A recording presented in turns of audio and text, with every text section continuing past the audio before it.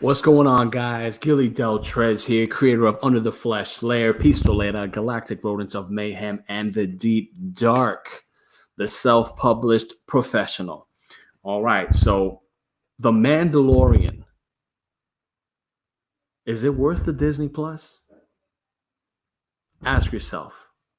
Have, have you been really happy with Disney lately? Are you happy? Have you been really happy with your Star Wars lately? Ask yourself that.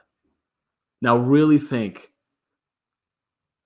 is The Mandalorian worth it? Now, I'm going to tell you my excuse for getting Disney Plus is because I have a 2-year-old. Okay. So I'm kind of locked in to getting some Disney programming for my little guy. He enjoys the Mickey Clubhouse. And I'm sure there's other stuff that he's going to enjoy, but he definitely gets a kick out of that. So that was my excuse to throw some money for Disney Plus. Now, I got to admit, the current state of Star Wars doesn't have me with high hopes for anything Star Wars related, anything at all. With that being said, I watched the first episode of The Mandalorian with zero expectancy. I didn't expect anything to just blow my mind. Okay. And this is definitely going to be spoiler free. I'm just sharing my organic thoughts on what I took from the episode. And all I can say is, man, it's nice to watch something that feels like Star Wars. That's all I'm going to say. It's nice to watch something that feels like Star Wars. If you have the money, I would consider putting doing a month or two, at least maybe to see when The Mandalorian's done. But I would say that the way it's going, it's interesting. They had some beats in there. The episode, it had a really good pace to it. I did predict something, and it kind of like it was what I predicted, but then it kind of flipped it. I'm like, pretty good. Pedro Pascal's in it. I love him as an actor. He was in Game of Thrones. He was Oberyn Martell. He was also in Narcos. He's been in a lot of other movies. I mean, I like him a lot. I just think he has a charisma about him. His voice, he got it. He got it. And the way he, for carrying himself as a Mandalorian in the show, it just worked great. I liked it. So for me, it felt like Star Wars, and it in a geeky way, it kind of got me excited about Star Wars again. Now, does that mean I'm so excited for the rise of Skywalker? Not at all. Not at all. Not at all. In fact, that's still a debacle. Still a debacle. Anyway, what is interesting is that there's, for any gamers out there, there's a game called Star Wars. I think it's called Fallen Empire, Fallen Order. Forget, it's been a long day. Forgive me, I can't get it right on the top of my head.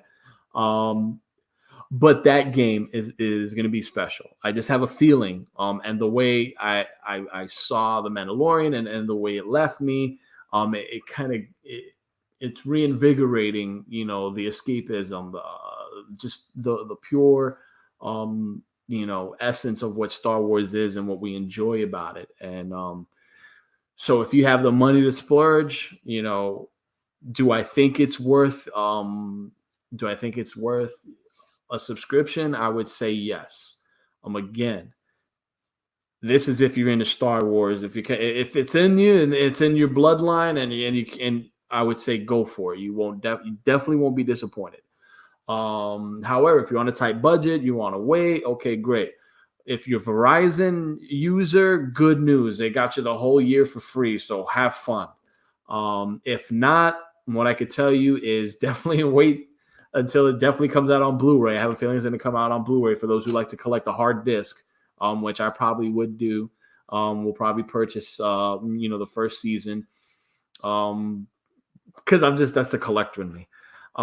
But again, if you want to wait till it comes out, get it from your local library. That's one option. But from what I'm seeing, it's worth the price of admission. Andrew J, what's going on, brother? Let's see. Andrew J says, that's a relief that this show is decent. Trust me, I didn't like I said, I had zero hopes, although the trailers look cool, and it did. So I'm like, okay, I mean, but then you see in the state of Star Wars, and it's almost like, are these two kind of related? Like, it's almost like you kind of hesitant and reluctant to even think it could be good. But yeah, Andrew J says, should I get Disney Plus or back Grom or the Deep Dark?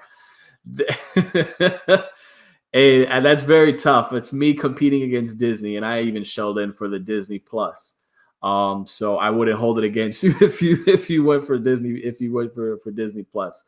And I'm the same way. I like owning Blu-rays. So it's gonna be a good show. I just have a feeling it has the makings of something really, really unique for Star Wars.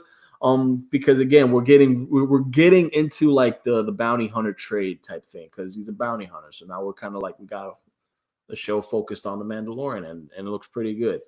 The effects looked really good as well. Nothing cheesy. The lore, was holding up. It just, like I said, it just felt like Star Wars.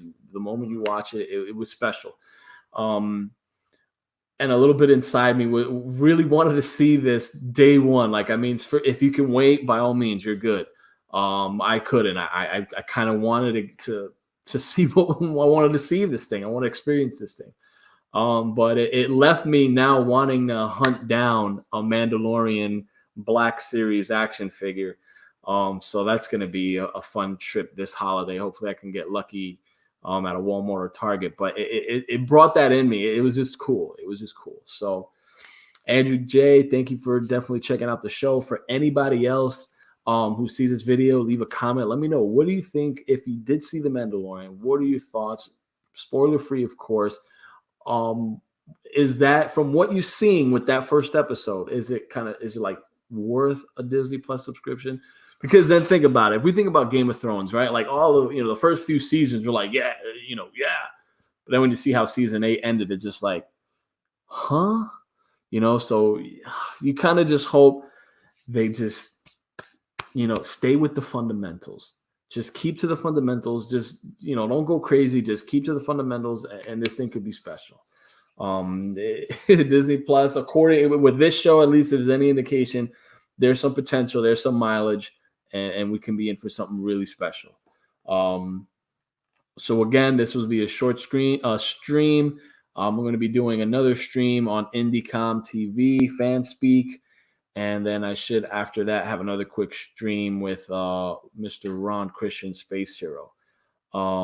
So definitely, check those out. If not, we got one last comment from Andrew J. He's like, I'm going to wait for more episodes and do the free trial. Yeah, perfect. I mean, that'd be perfect. Because again, if you're tight on budget, you can do the free trial once the first season's done, and you can binge watch, which I love doing. Like I said, I'm torturing myself because this is the one show where, I don't know, with something about The Mandalorian, it just, like, I just wanted to, like, I had to torture myself to it. Normally, I'm real patient and I wait for the end of the season. I'll binge watch like crazy. But this one, it did something to me. So in the meantime, I'll be catching up on Clone Wars, since I never completed that. I'll be doing some other things. And Andrew J, it works out for you, so you get the free trial and you can still back Grom in the Deep Dark, right?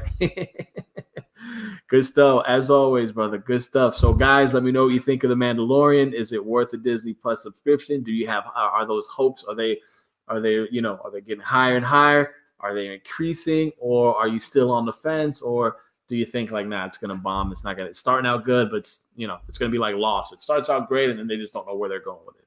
Anyway, let me know what you think. As always, till the next one. Peace out, guys. Later.